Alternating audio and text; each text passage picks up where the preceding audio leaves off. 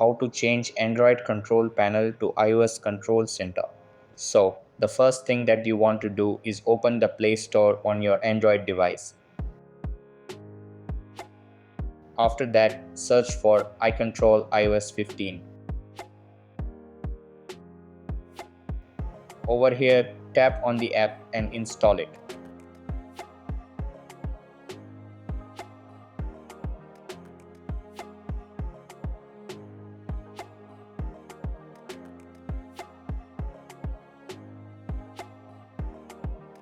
After that, open the app.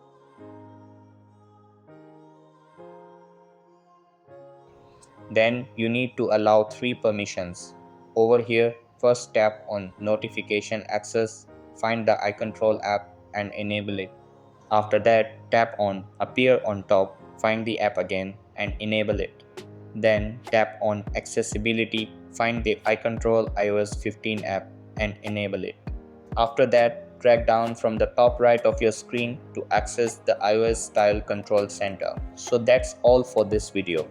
Consider subscribing if you find it helpful, and I'll catch you in the next one. Thanks.